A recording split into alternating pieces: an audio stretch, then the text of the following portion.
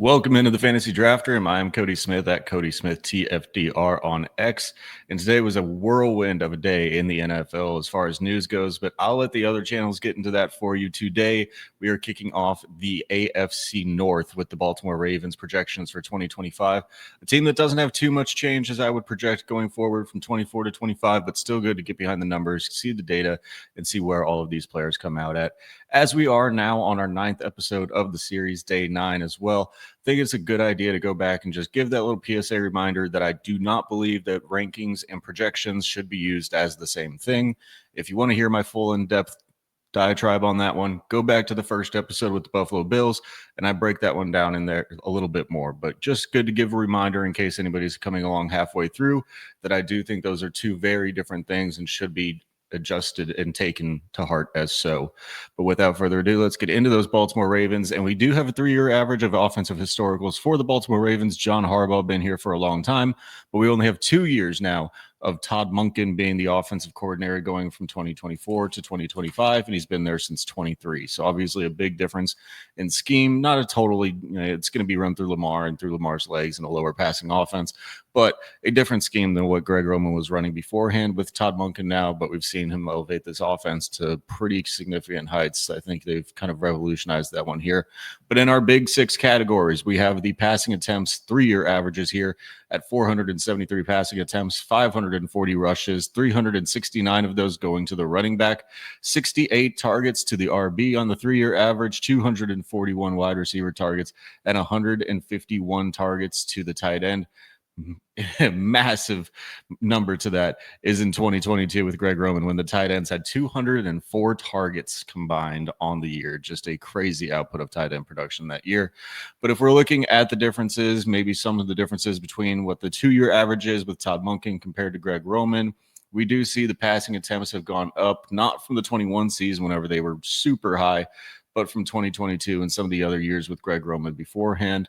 The RB rushes have gone up a little bit actually with the Todd Monken era, and then the pass attempts, like we're sitting in that about 480 mark for the Lamar Jackson lines. The Lamar Jackson rushing lines are obviously going to take away from the RB rushes, but headed up by Derrick Henry, he's going to sit like a monster at the top. It's just not going to be a very big offense that throws the ball to the running backs. And then the wide receivers did drop down from last year to this year in from 23 to 24, from 287 to 238 wide receiver targets. So pretty good step down there. And we'll see how that goes forward with the team. But like I said, this is kind of a cut and dry team. Not too many things have been changing here. So let's get into that Lamar Jackson line. And we're going to start that number out with the passing attempts, looking at Lamar Jackson's historicals. I came in at 481 attempts. Last year in 17 games, he was at 474 in 17 games. So very close to that. In 2023, he was at 457 in 16 games. And then we see the Lamar Jackson not really playing a full season before that, so I won't get into too many of those. But just a slight tick up from last year to get myself at that 481 number.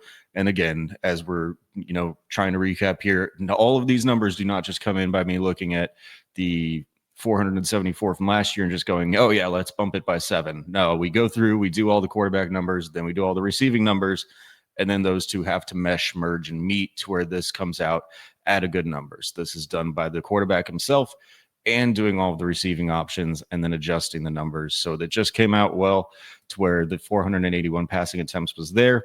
A completion percentage of 67.15%. The completion percentage for Lamar last year was 66.7, the year before 67.2. So highly efficient in completion percentage with the Todd Monken offense, and I expect that to continue at 67.15 here for this year. Yards per attempt number just below 8. Last year, he was added 8.8, actually leading the league was Lamar Jackson in terms of yards per attempt and average adjusted yards per attempt per average.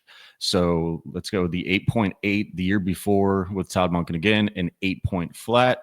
So it's right at that number from 2023 at a 7.99. The yards per completion at 11.9. Yards per completion last year was a very high one. I almost don't know how we didn't lead the league in this one, as well as yards per attempt was 13.2 and a 12 in yards per completion in 23.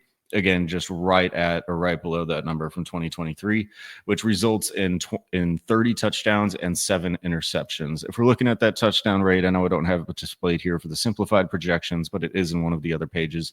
And again, if you want to go look at all those other pages and some of the more in-depth stats, you can do so by clicking the link that will be in the description that will link you to my projections. They're completely free. All that you have to do is request access, and I'll get you in there.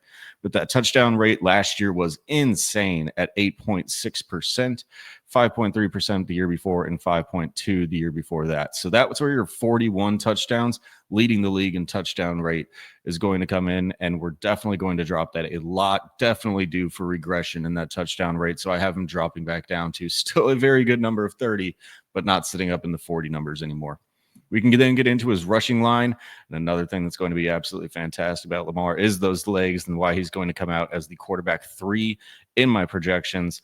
Last year in 17 games, he had 139 attempts on the ground.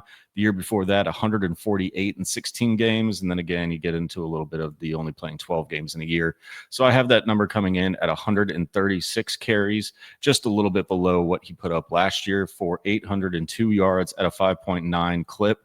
That 5.9 clip, if we look back over the course of his career, he led the league in, at least for qualified rushers last year, he led the league at 6.6 yards per attempt. We know if you watched the New England Patriots video that Drake May, if he would have played a full season and kept up that insane pace, would have, but I don't think he would have actually kept up that pace. So he's led the league in yards per attempt out of qualified passers per Pro Football Reference 2 years in a row, and he's led it 4 years in his career. So just an insane amount of efficiency in yards per attempt on the ground for a quarterback. And the 6.6 and 5.5 over the last 2 years has about a middling out average at this 5.9 to result in that 802 yards and 4 touchdowns. If we're looking at the touchdowns he's put up on the ground, last year was 4. The year before that was 5. In 2022, in 12 games, it was 3.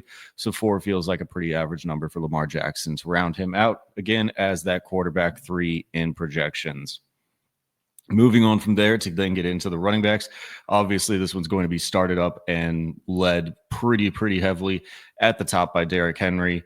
If we're looking back, he's only played 1 year of historical with the Baltimore Ravens, but he put up an insane 325 attempts on the ground. We're looking back years before that. He's put up 280 with the Tennessee Titans in 23, 349 in 16 games only before that.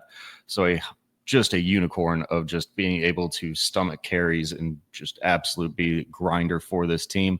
I think they'll use him again. I took about a carry per game off, and that's where we're coming in at this 311 number. Again, if we're looking at RB rushes, the 3-year average has been about 369. And if we're looking at a 2-year average of Todd Monken, that number is going to come in somewhere around 380. I have it here at 387.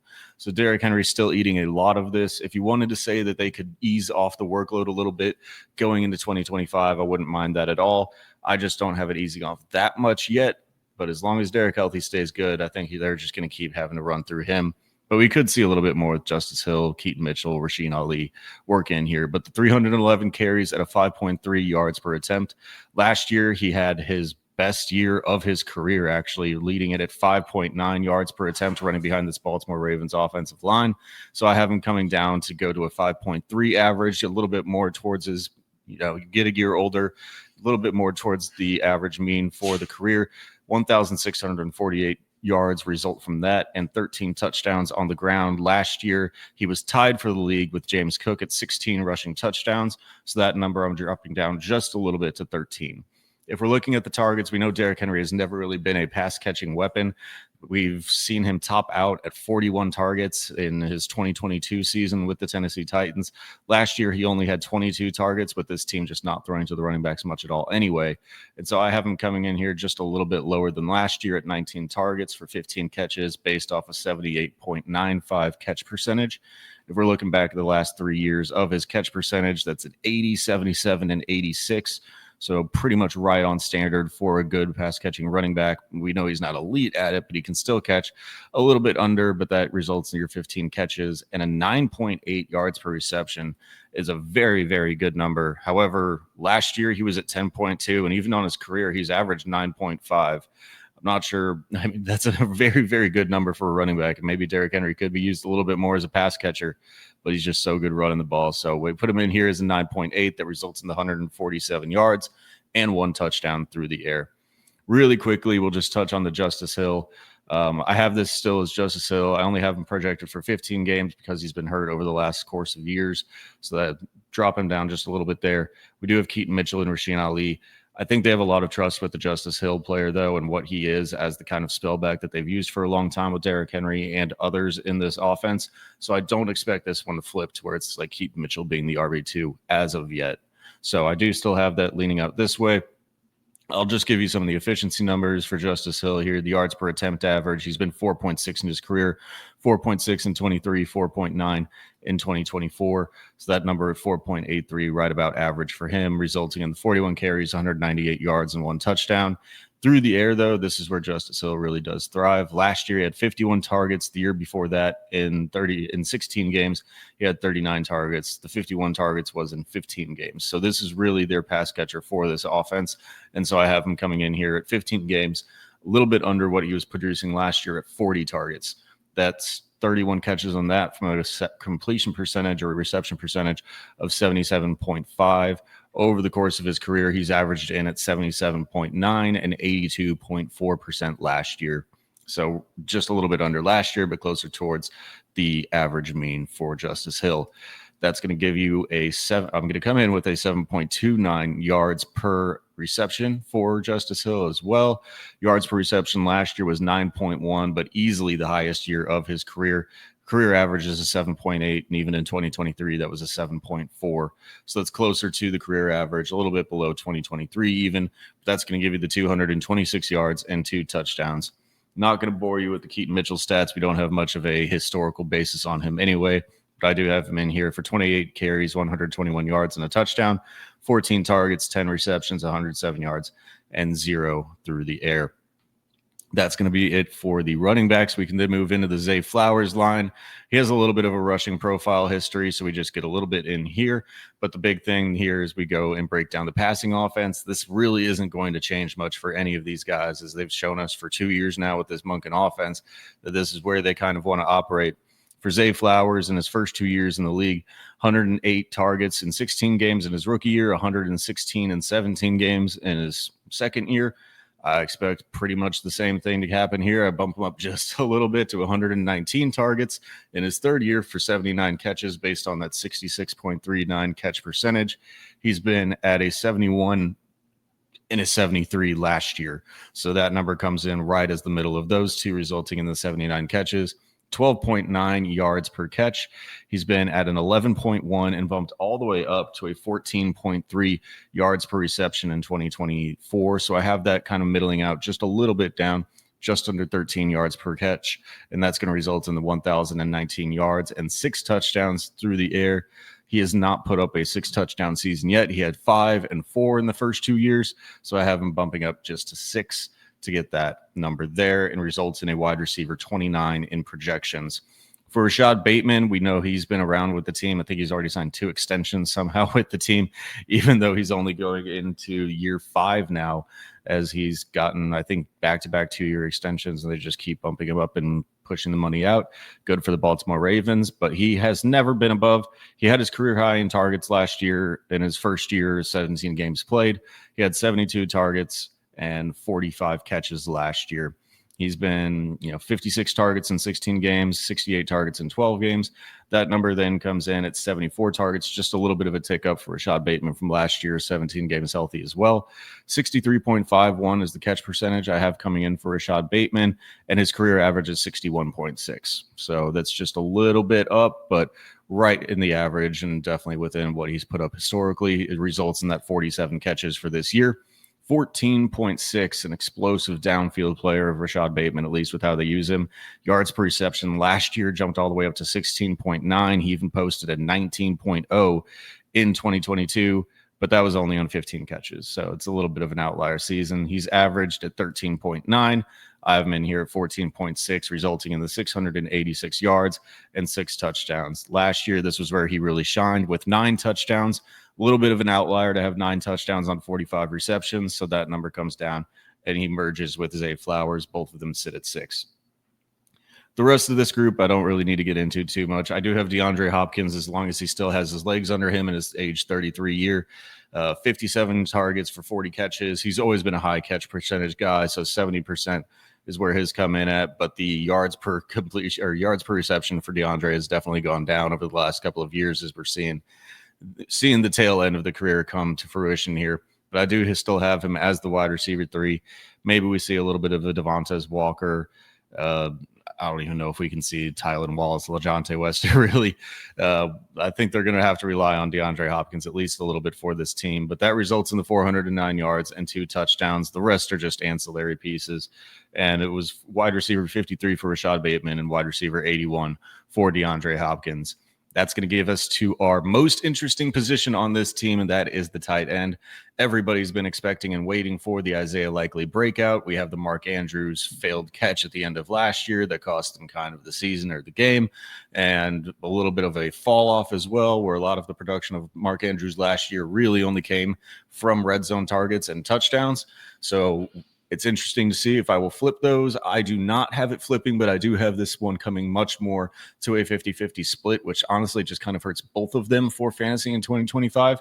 So I do have Isaiah Likely coming up in usage, but I have Mark Andrews still as the lead guy here. So that's going to be 64 targets from Mark Andrews as we get into his historicals.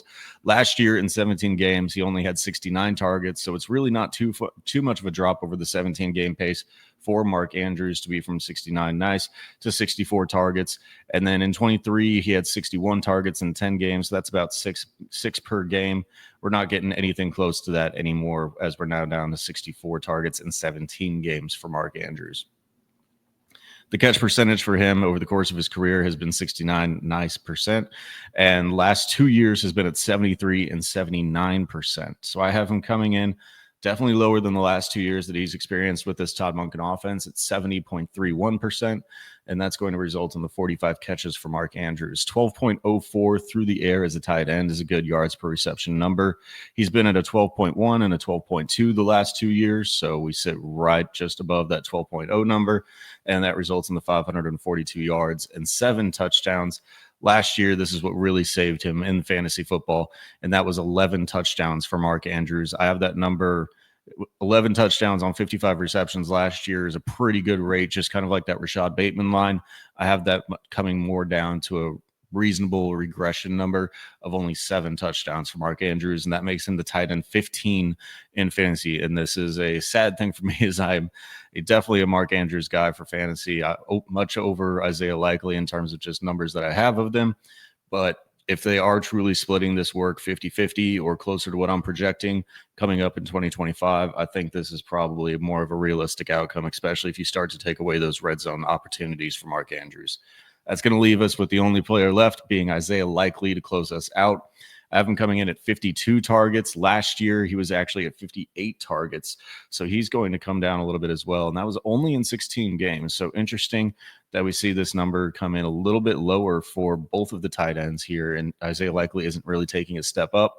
But if we're projecting out 17 games for Mark Andrews, I do remember that this one was coming from Isaiah Likely having that one big explosion game. And so if you really adjust out for the course of over the course of the 17 game pace outside of that outlier game, it comes in much closer to this type of a number where we're sitting at with 52. And if we remember from the 3-year historicals of targets given to the tight ends, we're sitting with that number at about, we're not going to do a 3-year because there's a 240-year number in there. We're sitting with the Todd Monken offense closer to about 120 targets to the tight end. And I'm still coming in here with 125. So this is just how the numbers shook out. It's still a lower target distribution for Isaiah Likely in this offense, but 52 with a 73.08 catch percentage over his first 3 years in the league. That catch percentage number has been averaged at 68.4%, but the last 2 years with Monken 75 and 72%. So right in between that 75, 72 at 73 results in the 38 catches, 12.18 yards per reception. Last year, he was at 11.4. The year before, he was at 13.7. So a good career average for him probably sits around that 12 number, and that results in the 463 yards and 5 touchdowns to close us out for Isaiah Likely. The last 2 years, he's put up 5 and 6. Let's bring it back down one more to 5 touchdowns. The touchdown numbers just are going to come down from everybody naturally. Whenever you have the touchdown regression built into Lamar Jackson, not everybody obviously can score anywhere close to what they were putting up last year. So that's probably where a good amount of the regression comes in for a lot of the players as well, like the Mark Andrews red zone efficiency. So that's going to be it for the Baltimore Ravens. To recap all of the numbers really quick for you: 481 attempts, 323 completions, 67.15 completion percentage for 3,844 yards through the air, 30 touchdowns and 7 interceptions, 530 total rushes on the ground for 2,840 yards and 19 touchdowns. The total number of plays for them will be 1,011 and 49 total offensive touchdowns for the Baltimore Ravens. Thank you so much for tapping into this one. As we continue to go forward, I hope you follow along with the AFC North projections series. We'll be interested to see how I do the Cleveland Browns, because I still don't have that one fully done yet, and we still have a Judkins thing that's sitting out in the open air. So I'll probably save them for last, just in case if we have any more news over the next couple of days. I want to give you the most up-to-date stuff. So we'll probably go with either the Steelers or the Cincinnati Bengals next. Yes, that is the last team in the division. So Steelers or Bengals will be coming to you all tomorrow. And that will be it for me on the Fantasy Draft Room. Again, if you want access to the sheet, you can do so in the link below. If you want to leave a like, if you liked it, sure, go ahead. If you want to subscribe and want to get notifications for whenever these come up, you can do that as well. But I'm not really doing this for the clicks, for the follows, for a monetary gain. This is just to get the information out to y'all in a more digestible way than this massive spreadsheet. So thank you all for tuning in, and I will see you tomorrow.